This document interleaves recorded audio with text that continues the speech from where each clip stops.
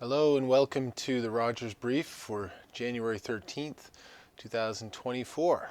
I'm Adam Rogers. Thank you for watching and thank you for listening. I'm going to be covering some international stories this week, as well as some from across Canada and one with a Nova Scotia focus. I'm going to start off with an update on the Cameron Ortis case. I've covered this a few different episodes. This was the RCMP senior guy in the RCMP on the intelligence side who's now been convicted of sharing secrets with the target of an investigation, and he's proceeding to a sentencing hearing. So I'll talk about some of that, including the intervention of Michael Kovrig, one of the two Michaels who was detained, kidnapped, whatever you want to say, in China for several years, has come out in support of Cameron Ortis. Go over there and talk next about the RCMP missing their self-imposed deadline on the Mass Casualty Commission recommendations. They were supposed to come out with a report before the end of 2023, have not done so. I spoke with Rob Snow, the More You Know with Now You Know with Rob Snow, the national radio show on City News on Wednesday about this, so I'll repeat some of what I said there and expand upon some of the impacts and some of the reasons why I think the RCMP missed their self-imposed but a deadline nevertheless. Next, talk about the Glen Assoun case. This was a Nova Scotia case, wrongful conviction. Guy spent 17 years in custody in jail for a murder he did not commit, and he died last year. There's been some efforts to investigate the investigation, see what took place, but those have stalled. So I'll talk about that and see what I think should happen next. I want to talk about this story that's come out about the Prime Minister's vacation, another vacation by the Prime Minister, gone to Jamaica. The Ethics Commissioner is now involved again, and there's been some dispute about what was pre-cleared, what happened. I want to explain some of that and reference some of the legislation, the rules on how that's governed, and who might be telling the truth and who might not be. There's a conflict of interest code for members of Parliament, so I'll talk about that a little bit. I want to go international for the final two stories. One is this case that South Africa is bringing against Israel in the International Court of Justice, the United Nations Court, and talk about the merits such as they are of that case. And I'll end off talking a little bit more about the situation down in the States. Dramatic moments, dramatic few minutes this week with former President Trump contributing to his own closing submissions in a trial in New York involving his business dealings and business assets there, and his potential future business in New York. So, all right, let's get started. Let's start with the Cameron Ortis case. So, I described him as sort of a Jason Bourne, James Bond-ish kind of a spy-ish kind of position that he held within the RCMP, the senior ranks of the RCMP. Was convicted, surprisingly, of sharing secrets with a target of an investigation, and to the detriment of the investigation and I guess of Canadians. So now, on to the sentencing portion. The Crown is seeking to keep Cameron Ortis in jail for life. 28 years they're seeking. So he's been in jail for 3 years in pretrial custody, awaiting the trial and now awaiting sentencing. Defense is suggesting a dramatically different sentence, which is 3 years pretrial custody and no more. So what's going on here? Well, it's one of these things where, especially on the defense side, if you lose a case, well, then you have to then turn around and make a submission on sentence. And it's an awkward thing to do because you've just said, you spent the whole trial arguing that the client didn't do it, or from the client's perspective, that you didn't do it. And now you've got to turn around and admit, well, since you've now said I've done it, here is an appropriate sentence for what you've said I've done. But what defense counsel often does is they'll say, well, further to my argument that he didn't or she didn't do it, here's what I think you should sentence a person who is innocent to, which is still a sentence. It's not quite, nobody ever puts it that way, of course, when they're sentencing, but you end up in this psychological space of, well, you can't agree suddenly, or you have a hard time agreeing that the conviction has happened and that the person should be sentenced on that basis. Well, so that kind of explains the huge discrepancy in the two recommendations. Often, of course, defense and Crown are going to have different recommendations on the sentence, but Crown is seeking 28 years. The defense is seeking basically time served, which is the equivalent of 3 years. Usually you get credit for time and a half of that, so that would be about a 4.5-year sentence total, which is not insignificant. Now, Michael Kovrig, the hostage who was detained in China, who was alleged to have been a Canadian spy, no evidence of that. He has written a letter. There's 26 letters submitted on behalf of Cameron Ortis by his defense counsel. Michael Kovrig says is imploring the judge not to sentence Ortis to jail. He says, including in his letter, that the awfulness is even more acute for an individual such as Cameron, blessed as he is with high intelligence and a curious mind, someone used to doing relevant, impactful, intellectually demanding work. All right, well, that might be true. It's maybe a patronizing comment. Who knows? I mean, jail seems like it would be awful for anybody. The old Oscar Wilde quote of each day is like a year whose days are long, I think would apply regardless of the level of intelligence. But maybe more difficult for people with a high intelligence. On the other hand, you're sitting there with nothing to do. If you've got a good library, then you should never be bored. You can just keep reading all day. Although, anyway, so I'm not sure that distinction is going to work in favor of Ortis, but it might be true. The interesting part to me was the other part of Kovrig's suggestion was that the judge find a creative way that Ortis be put in a useful position. And it almost seemed like he was suggesting something like, remember the movie Catch Me If You Can, the Frank Abagnale, who was a fraudster. He was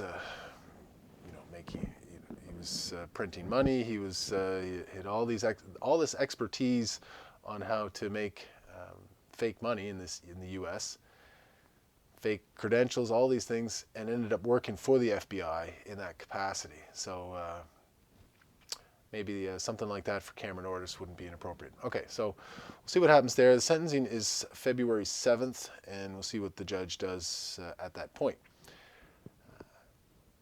Would expect, having convicted Ortis, that he would be tending to side with the Crown recommendation, but maybe not 28 years worth.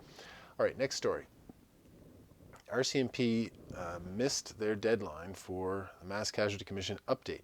So when the report was released last February in Truro, the RCMP didn't say much at the time, but they did soon thereafter commit to, well, we're going to provide a report to the public by the end of the year outlining how we're going to enact these recommendations. And so big recommendations, most of them dealt with the RCMP, including replacing the depot in Regina, where the RCMP recruits go for 6 months to get trained, replace that with basically a 3-year degree program like they have in Finland. So that was one. Reimagining contract policing. The Mass Casualty Commission recommended that the RCMP maybe focus more on federal policing, on borders and these sorts of things, and leave the contract policing to provincial jurisdictions and local jurisdictions. And then reducing the police involvement in intimate partner violence and mental health calls, which is a very big chunk of what they do. So these were all things that the RCMP didn't want to do. They argued against it during the commission, and they reacted, certainly with the depot replacement, they reacted immediately with that, saying, we don't think that's a great idea. So that's one thing.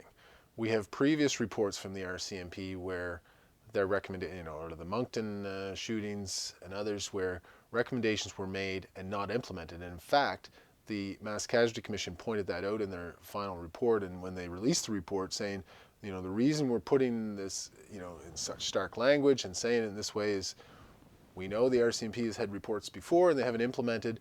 We want to make sure that they do it this time. They have an implementation committee to oversee all that and, wanted to make sure it would work. Well, here we are getting close to a year later and it really hasn't materialized. That implementation committee, by the way, which I've spoke of before, headed by former Court of Appeal Justice Linda Oland, everything there is done in secret. They're releasing a report, I think, within the next month. Have said so far nobody seems to be dragging their feet, but here we have a clear example of a report that was due and not submitted. The other thing I'd point out is that implementation committee doesn't provide the confidence that missing a report would undermine. The other thing is this resignation by Kent Roach. Kent, who was the head of the RCMP, basically an oversight committee, management committee. And he said they weren't provided with resources and nobody was talking to them about what the future of contract policing might look like or any of these big picture items, the new commissioner, who that was going to be. Nobody was consulting with this committee, that's exactly what it was designed to do.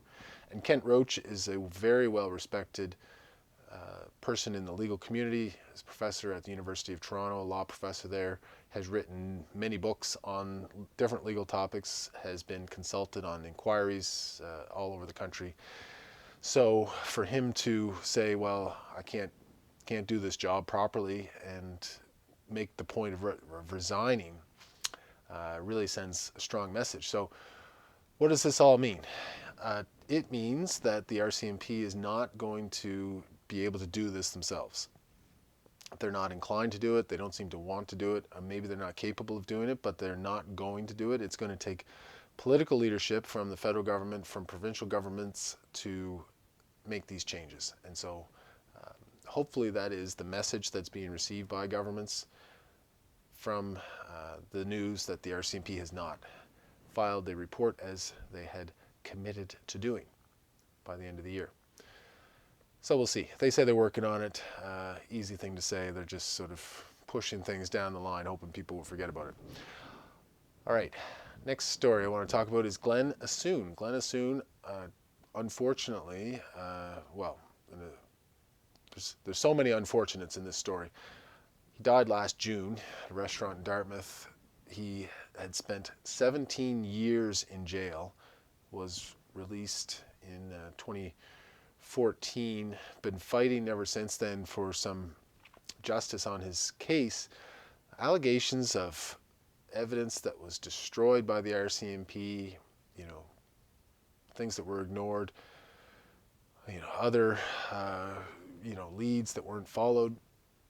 So it is a case that is crying out for investigation. So SiRT, the Serious Incident Response Team, took that on and determined that it was going to be too difficult for them to do the investigation because people involved, and it was long ago, and some of their investigators knew some of the people. Anyway, they determined that it was going to be too difficult for them to do it. They wanted an outside agency to do it so as to, I guess, bolster the credibility of the report.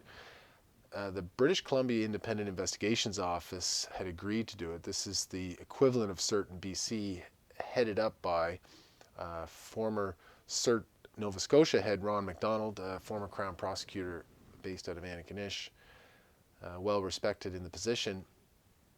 But then they were working on the investigation for 2 years, determined because of their workload in British Columbia that they weren't able to continue, and then told told the SiRT head at the time, it was Aaron Noss in April of this year, that they weren't able to continue. So Ms. Noss looking around to other agencies, seeking some other provincial agency to take it over, having no luck so far. So the Justice Minister, Brad Johns, was asked this week what the plan was, and he says, well, we're waiting to see if SiRT has any luck finding another agency to do it. Doesn't seem to be the case. I assume all the other provincial agencies have been canvassed at this point. It doesn't seem to be a question of resources, more a matter of time and availability. So it tells me that at this point, probably the best course of action is for SiRT Nova Scotia to take on the investigation, retake on the investigation themselves. If there's any officer that has a particular conflict, keep them out of it.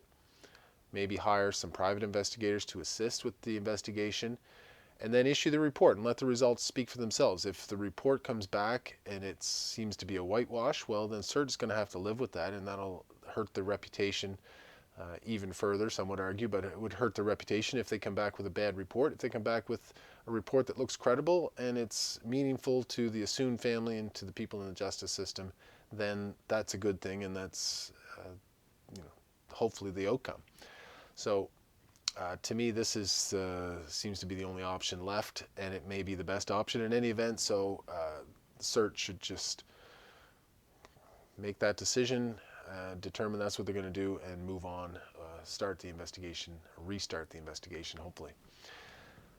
All right, so back to, so that was more of a Nova Scotia story, but involving the RCMP, so some national implications. Another one that, okay, next story that definitely has a national story is our Prime Minister has, he's not, I can't say he's under an ethical investigation, he's under some ethical, there's some questions, I guess, and the Ethics Commissioner is involved. So the Prime Minister and his family took a trip to Jamaica over Christmas. Said prior to leaving that he was going to be paying for the trip. Turns out he was not paying for the trip, but reimbursing for a commercial cost, the equivalent of a commercial flight. So the Prime Minister travels by, Prime Minister's airplane, private plane, government plane. That if it's for personal reasons, they reimburse. So that's fine. Well, it turned out that he was not paying for the trip. He was paying for that part, the flight, but not the trip, which amounted to something in the $80,000 equivalent range. Staying at a private resort owned by, they say, a friend. So it was a gift from a friend. Not quite. It's a friend of the Prime Minister's parents. And so it turned out, though he said the Prime Minister's office said he was paying for it, no, he paid for the trip, paid for the flight, not the stay, which was the equivalent of $80-some thousand, more than the average salary, average pay for any working Canadian. So that's interesting. Raises a question. I would invite all of my wealthy listeners out there to ask themselves, how often do friends of my parents give me lavish gifts? Probably not that often. Anyway, it happens, I guess. So the Prime Minister's office said, after it came out that in fact he wasn't paying for the stay, they said, well, the Ethics Commissioner cleared the trip. But now, the Ethics Commissioner, in an email to the Toronto Sun, has said that the Commissioner does not pre-approve trips. So there seems to be a dispute there, but this might be just parsing of words. I looked this up in the Conflict of Interest Code for members of the House of Commons. And Section 26 talks about this, that the Ethics Commissioner, if you have an allegation, all right, so if you're voting on a certain thing and there's somebody that's involved, whatever, you can ask the Ethics Commissioner to pre-approve whatever course of action you're going to take in terms of whether it's a conflict. So accepting the gift from this wealthy friend of the Prime Minister's parents is one thing, I guess, to say, well, can you accept the gift of a stay at a resort? Is that a conflict? Maybe that was pre-approved, but the trip itself, the overall trip to Jamaica and whatever, I'm not sure how you, not sure why the spokesperson for the ethics commissioner made that distinction, but they did in an email to the Sun. So we'll see what that means. I think there's going to be more coming out on this. They do. So what the commissioner will do, they'll pre-approve, conflict questions, and if there's a complaint that arises from that, the commissioner is bound to stay with the opinion that they offered in advance, so long as the facts that were known to the member of the House of Commons at the time were disclosed to the commissioner. So you can't say one thing to the commissioner, get pre-approval for something, and then go do something slightly different or materially different, and then say, well, that should be approved as well. You've already said so. No, it doesn't work that way. So, okay, we'll see what follows from this. I thought it was interesting that the commissioner's spokesperson made that maybe a meaningful distinction. All right, international scene. This, of course, people are following the conflict over in Gaza, the attack by Hamas into Israel and the response by the Israeli army. Well, it's now come before the International Court of Justice. What is the International Court of Justice? It is a body of the United Nations. So it's not the International Criminal Court, it's the International Court of Justice. So boundary disputes, other international issues, anything that might come before the United Nations, any member states can apply to the International Court of Justice, made up of 15 judges who have 9-year terms. They're staggered every 3 years. There's a turnover. The United Nations General Assembly and the Security Council both have to vote on judges to be approved. Checked it out. There are no Canadians currently on the roster of 15, and they represent judges from all the different legal systems, the major legal systems across the globe. So there's, Russia, China, Germany. I think the United States judge is the president of the court at the moment. So what happened is South Africa, not any closely aligned. Well, I guess that's the question in a way too. It wasn't, the Palestinians themselves. It wasn't Hamas certainly itself, but South Africa, who made a complaint to the International Court of Justice that Israel was engaging in genocide. And this would be a violation of the 1948 Convention on Genocide. Article 2 talks about not committing genocide. It was brought in after the Holocaust and the horrors of that. Okay, so this, people who don't follow international developments, you think, oh, South Africa, they're a country, sort of British Commonwealth descendant country, just like Canada, Australia, New Zealand, India, some of these other countries with similar legal systems, similar sort of outlook on international affairs. No, that is not the case. It may have been the case while Nelson Mandela was president and for some time maybe thereafter, but can no longer say that. They are a supporter of Hamas, of the terrorist organization Hamas. And in fact, the leader, I think within the last year, the leader of Hamas was in South Africa touring with Nelson Mandela's son, took the leader to Mandela's statue. So there's some alignment there, and they see themselves, South Africa, I guess, sees some kinship with the Palestinians being, in their view, oppressed by the Israelis in the same way that apartheid, that the white South Africans oppressed the black South Africans for many years. So it's not an accurate comparison, but that's the way they see it, and they've made this case. So they've already accomplished, I think, in large part what they've set out to accomplish, which is to have, the international news covering this case, talking about the allegation of Israel committing genocide.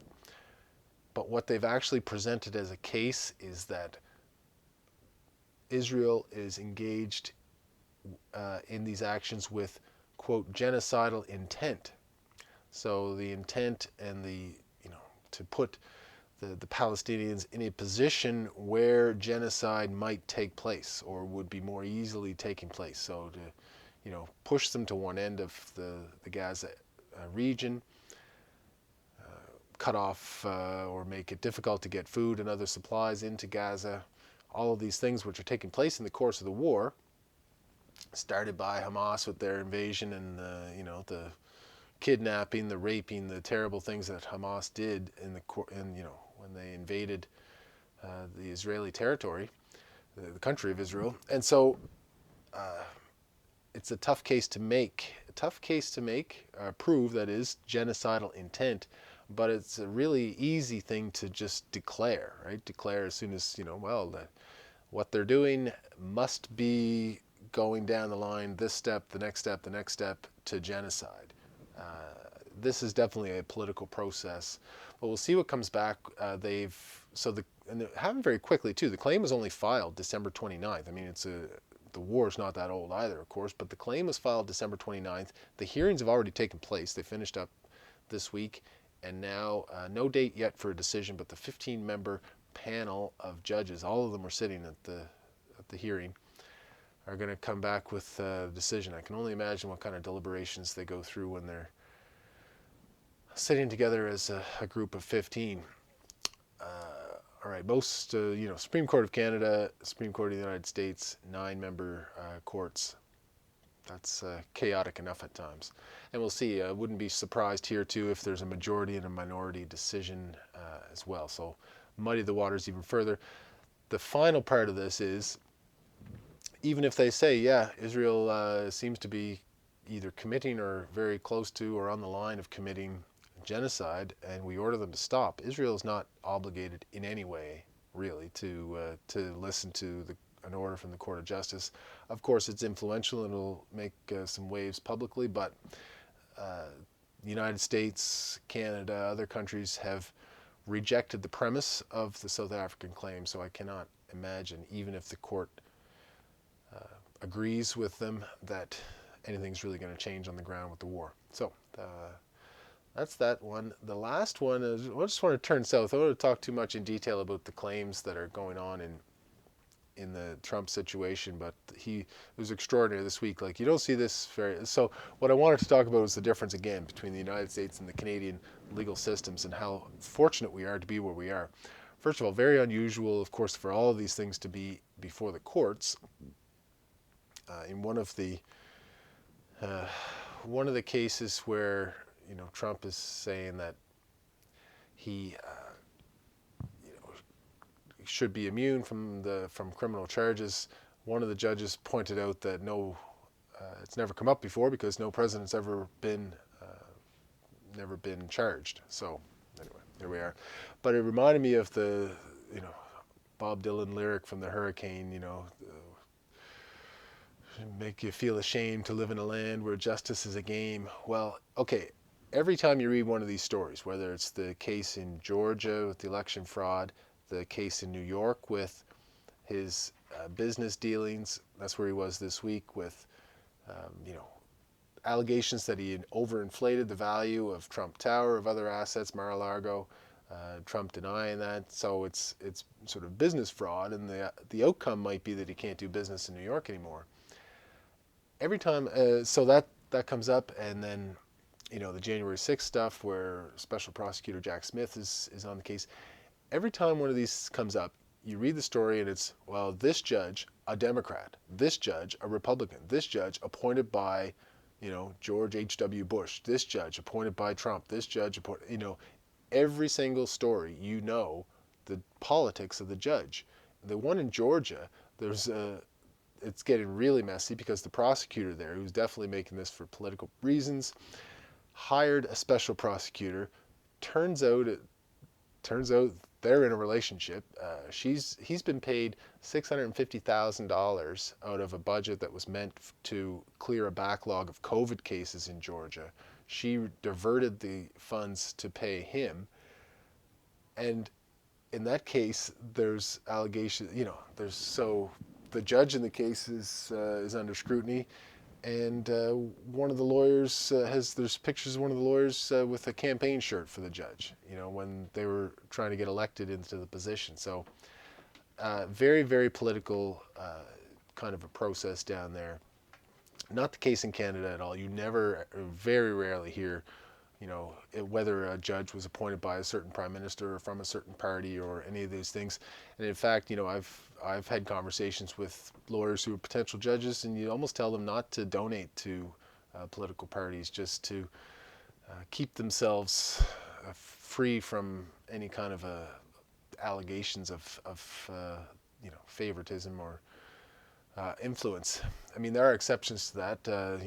Just retired Lawrence O'Neill, former MP, Nova Scotia, retired from the Supreme Court Family Division, where he was Associate Chief Justice, very successful as a judge. Clyde Wells, Newfoundland Premier, who was involved in the Meech Lake debates after he resigned as Premier, then went to the Court of Appeal. The skills you learn as a politician can help you because you have to know people to be a good judge, but it's also sort of an academic position in many ways. You're writing long decisions, so it doesn't always work out, but I just noticed that it was every time in the States in these stories you hear about the politics of the judge, and to me it really undermines the legitimacy of the process, and it lends credence to those who say, well, they're just prosecuting them because of this. They're only prosecuting Trump because they're Democrats, and it's not good for a system or for citizens to have faith in the process. So we're, again, reason number whatever why we're lucky to be living in Canada. We get our better legal system, and we get to watch the show down below. All right, so that's it for this week, for January 13th. I'll be on the Sunday night show tomorrow night with Paul Palango, and hosted by Jordan Bonaparte, #1 podcast named by the coast. So look forward to that every week, and hopefully you'll be able to join then too. And otherwise, thank you all for watching this week. Thanks for listening, and we'll see you next time.